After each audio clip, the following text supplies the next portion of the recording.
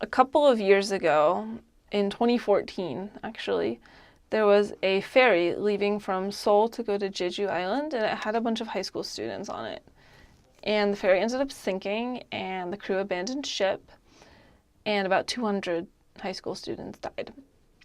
Or just hundreds of people, most of them high school students, died on the ship. It was really horrible and tragic, and the rescue operation was just not very good. As far as I'm aware, it wasn't very good. But there were staging protests actually for it while I was in Korea because it was the year anniversary. It was in April. And the protests were happening in the town square. So the town square in Korea was, so you have the square, and then right above it you have Gwanghwamun Palace, the historical palace of King Sejong. And then behind that you have the Blue House, which is where President Moon lived. I think that's her last name. Nope, that's the ambassador's name. I don't know what this president's name was. President Park or something. She's a lady. And Gwanghwamun Palace, though, is really, really big. So it was a pretty big difference from where all the protesters were. They were in the town square. And so they were protesting, like, government's handling of it, I think. I'm not entirely sure. But they were really upset, though, because they wanted to be with the victims' families. They kept the police. There were police everywhere there. So many police buses, so many police lines. Roads were blocked off. They were keeping the protesters separate from the victims' families, and the protesters wanted to be able to be with them. And so I was in the town square trying to go to Kyobo bookstore, which was underground. You enter it through the subway, and it has an English language section. I wanted to go to Kyobo. And I also kind of want to see the protests. So I went there, and I'm standing on the steps of this building. I'm not sure what it was. I'm watching it, and I slipped, and I cut my foot. It's not even really a big deal. But I'm just wearing a skirt, a shirt, and flip-flops. And this is going to be important later. And I'm watching down in the corner of this protest area. All of a sudden, the people start freaking out, and they charge the police barricades. The police have all these shields. They charge them. They're running against them. There are fences set up to keep them out. And the police, I think they started, I don't know, I started seeing something flying around. Gas or water. I don't really know what it was. So the protest died down a little bit, I think. And I went down there to see what was going on. So dumb sometimes. I went to that corner, and I was just checking to make sure the mic was working. So I went down to that corner to go look, and the protest started again. And so here I am, stuck in the middle of this. And I remember watching a protester grab this metal pipe, and I think he was about to hit a policeman. I didn't really see. I have distinct memory of stepping on a police shield that was on the ground. Like, we broke through this fence that was there. And I remember at one point losing my flip-flop and falling on the ground. And I thought, no, oh my goodness, I'm going to die. I'm going to get trampled to death. But someone pulled me up. I think it was probably a few people pulled me up, and I grabbed my shoes. So I'm just holding them. I'm barefoot now. And I'm just stuck in this tide. I've surged forward. And I look on the ground, and I see this policeman on the ground. He's having this seizure thing.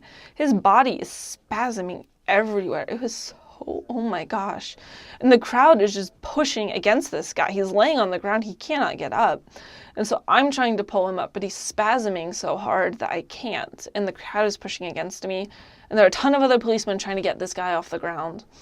And I remember a protester standing next to me screaming at people that they needed to move because this man was hurt. I have no idea what was wrong. There was something very wrong with this man, though. And we could not get him up. And I finally realized that there was nothing that I could do. So I turned around, and I went into shock, I think.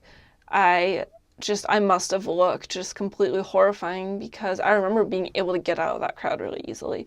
And I was just screaming that he was dead. I was just, oh my gosh. Like, I thought I had just seen someone die. And I ran out of there. And I ran onto the steps of this theater that was showing Cats. And I remember these women came and sat with me. They had just left the showing. It was so nice. They came and sat with me. And there was a medic there who bandaged my foot. They all thought I'd gotten hurt in the protest. And I tried to explain that I had just slipped on the stairs of this other building. It was pretty ironic. But I was physically unhurt from this. And I just remember crying, and this woman came up to me and she said, "Did they hurt someone? Did someone really die?" I think she was looking for something to vindicate the government with. That is the impression that I got. So I was, no, he's not dead. No one killed anyone. But I was really shaken up. And I ended up, they broke down the entire barricade. So people got in to go be with the victims' families. And I ended up wandering over there just to see, and I ran into this reporter from Holland. And she asked me questions about it, and she said, "Well, do you think you're still going to go to Kyobo bookstore?" And I felt kind of, I don't know, kind of like a dud, because I totally went there after this. I witnessed this horrifying thing, and then I just continued on as if it was a normal day.